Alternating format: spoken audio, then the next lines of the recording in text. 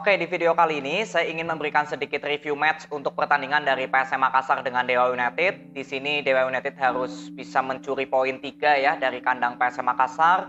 Dan untuk PSM Makassar dari dua pertandingan pertama memang belum memperoleh kemenangan sama sekali ya. Tapi untuk PSM Makassar yang kemarin saya sudah pernah bilang ya, di pertandingan kali ini saya hanya fokus di sektor tengah. Lalu skema permainan PSM Makassar apakah sudah balik atau belum nih ya, seperti di musim lalu ya. Jadi untuk saya, untuk PSM Makassar terutama, saya nggak terlalu mentargetkan PSM Makassar harus menang, PSM Makassar harus win streak ya, karena untuk di awal-awal match saya kira saya lebih mementingkan di skema permainan PSM Makassar dulu. Kenapa? Karena di playoff dan kemarin lawan Persija, lalu tadi lawan Dewa United, ya saya masih melihat permainan PSM Makassar ini belum balik seperti permainan di musim lalu. Di sini penampilan Kenzo walaupun berhasil menciptakan gol, tapi saya kira perform dari Kenzo pun selama 60 menit ya sebelum diganti Ananda Rehan itu juga belum maksimal. Lalu masalah gelandang bertahan Akbar Tanjung. Akbar Tanjung ini bermain cukup bagus. Bahkan lawan Persija kemarin Akbar Tanjung bermain cukup bagus. Tapi yang perlu kita tahu ya, selama di musim lalu Akbar Tanjung ini jarang diberikan sebagai starting line up. Biasanya lebih di Ananda Rehan, M. Arfan, dan juga ada Kenzo. Ya, lalu di depan mengandalkan Pluim dan Everton. Biasanya permainannya seperti ini dari starting line up-nya PSM Makassar di musim lalu. Artinya apa? Bahwa memang di saat melakukan penyerangan, PSM Makassar kalau boleh dibilang hanya mengandalkan M. Arfan, Kenzo, dan Pluim untuk sembari menunggu duo Sayuri masuk. Karena Akbar Tanjung ya lebih dominasinya di sektor pertahanan.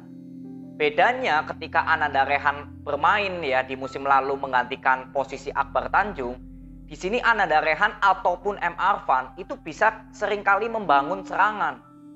Jadi support dari sektor tengah PSM Makassar menurut saya ya perbedaannya itu lebih bagus dibandingkan Akbar Tanjung bermain. Ini secara penyerangan. Kalau masalah pertahanan ya Akbar Tanjung memang cukup bagus. Tapi masalah penyerangan kalian bisa lihat. Di sini Kenzo masih belum menemukan performnya. Jadi ya permainan PSM Makassar di selama 60 menit sebelum Ananda Rehan masuk, dia mengandalkan passing-passing long ball yang gak efektif sama sekali. Ya, jadi skema permainan ini harus cepat dievaluasi oleh Tavares. Bukan masalah ini kalah ya, atau kemarin imbang lawan Persija. Bukan, saya nggak berbicara hasil kemenangan atau kekalahan. Saya hanya ingin skema permainan PSM Makassar bisa kembali lagi. Makanya saya mengkritik Tavares ya, mengkritik dari evaluasi gaya permainan PSM yang belum terlihat solid, terutama di sektor tengah. Ketika Ananda Rehan masuk, ya minimal ya permainan PSM Makassar di sektor tengah lebih bisa fight ya dibandingkan Kenzo. Ananda Rehan berapa kali bisa ya minimal membahayakan benteng pertahanan dari Dewa United ya. Agung Manan juga terkena kartu kuning ketika melakukan pelanggaran ke Ananda Rehan karena Ananda Rehan untuk masalah penyerangan itu jauh lebih baik daripada Akbar Tanjung. M. Arfan juga sama. Ya, lebih memiliki jiwa fight untuk melakukan penyerangan. Jadi di sini ketika Ananda Rehan masuk, sebenarnya skema permainan dari PSM Makassar masih tetap sama. Dari 10 percobaan passing long ball, paling hanya 1 atau 2 yang sampai kepada Yakob maupun Yance. Sisanya hampir semuanya nggak ada yang efektif. Jadi permainan PSM Makassar boleh saya katakan cenderung monoton di pertandingan kali ini. Nggak ada kreativitas, nggak ada skema yang memang terlihat seperti di musim lalu. Saya mengkritik karena saya pengen PSM Makassar bisa kembali lagi seperti di musim lalu. Bisa kembali lagi permainannya maksimal. Bukan berarti saya mengkritik biar menjatuhkan PSM Makassar, bukan. Saya mengkritik ya sesuai dari keinginan saya untuk PSM Makassar jauh lebih bagus lagi, lebih baik lagi. Ya ini tentunya menurut saya evaluasi harus dilakukan oleh Bernardo Tavares. Ya Bernardo Tavares harus bisa mengevaluasi bagaimana gaya penyerangan dari PSM yang belum maksimal. Lalu yang kedua, melihat perform pemain dan juga chemistry. Ya, karena Kenzo ini belum terlalu perform banget. Lalu Akbar Tanjung memang di sisi pertahanan cukup bagus, tapi ketika melakukan penyerangan, ya Akbar Tanjung memang nggak memiliki kualitas di penyerangan yang cukup baik untuk mensupport ke depan. Jadi ya di pertandingan kali ini boleh dibilang ya hanya M. Arfan dan Pluim yang benar-benar bekerja keras di sektor tengah selama 60 menit sebelum Anda dan Rehan masuk. Jadi ketika M. Arfan diganti oleh Adilson, ya saya sudah pernah bilang bahwa Bernardo Tavares pastinya menginginkan gol ya ketika bermain dengan dua striker. Tapi itu pun juga nggak memberikan peluang-peluang yang berbahaya atau skemanya bisa memberikan peluang gol. Masih tetap sama. Jadi ini menurut saya perlu diperhatikan oleh Bernardo Tavares. Harus secepatnya bisa memberikan evaluasi ya bagaimana skema permainan di saat mungkin PSM Makassar nggak bisa bermain cepat. Ya harus ada alternatif strategi lainnya. Bisa mengambil alih permainan dengan bola possession itu juga bisa menjadi solusi. Karena pertahanan Dewa United di pertandingan kali ini cukup rapat. Ya, di sektor tengah juga cukup bagus.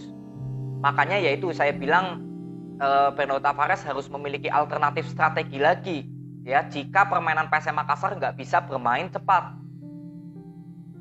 Gol yang diciptakan oleh Kenzo itu cukup bagus proses golnya ya, umpan dari Pluim, lalu ya kiper dari Dewa United saya kira juga performanya cukup bagus ya, cukup baik. Jadi Kenzo berhasil menciptakan gol dan kemudian Dewa United berhasil comeback ya melalui golnya Kolovos ya melalui headingan, lalu ada Alex ini juga sama melalui headingan. Ya memang kalau masalah headingan gol-gol dari Dewa United yaitu kembali lagi ke koordinasi sektor belakang ya, karena headingan ini kan untuk Reza Arya ya cukup sulit menebak arah bola karena ya setiap kiper biasanya untuk masalah headingan memang sulit untuk menebak arah. Jadi untuk saya untuk masalah kartu merah Erwin Gutawa atau Dewa United bisa menang, menurut saya itu masih hal nomor 2. Nggak terlalu penting untuk saya mempermasalahkan kontroversi di atas lapangan atau gol-gol dari Dewa United. Tapi yang lebih penting saya lebih menyoroti ke performnya PSM Makassar. Jadi di sini saya hanya fokus untuk di pertandingan ke depan ya fokus di skema permainan PSM Makassar. Saya akan terus memberikan kritik kalau misalkan permainan PSM Makassar memang belum ada perubahan atau belum ada evaluasi dari Bernardo Tavares. Karena saya menginginkan PSM Makassar bisa lebih cepat lagi membentuk skema permainan agar nanti hasil-hasil yang dicapai bisa lebih maksimal. Ini harapan saya untuk PSM Makassar. Jadi mungkin di sini saya akan banyak memberikan kritik atau lebih banyak memberikan sorotan kepada permainan PSM Makassar, yaitu bukti kalau kita ya sama-sama peduli untuk PSM Makassar biar bisa lebih fight lagi di nanti pertengahan musim bisa langsung ngegas. Ya, jadi nggak usah terlalu bersedih dulu masalah hasil kekalahan atau hasilnya belum ada kemenangan di 2 pertandingan awal. Lagi toh ini masih di awal match ya. Yang penting PSM Makassar harus bisa membentuk skemanya dulu seperti di musim lalu, bisa balik dulu.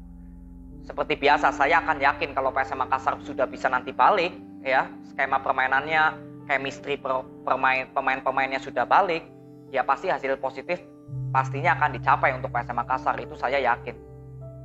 Ya, jadi untuk pertandingan tadi tetap semangat untuk PSM Makassar, tetap berikan dukungan, jangan berikan komentar yang negatif karena untuk saat ini ya para pemain PSM Makassar bukan butuh ya komentar negatif ya, tapi lebih ke spirit atau dukungan yang positif ya, dukungan moral yang positif ya. Jadi tetap semangat untuk PSM Makassar, semoga di match berikutnya PSM Makassar bisa tampil lebih optimal lagi ya. Terima kasih, sampai ketemu di video berikutnya. See you.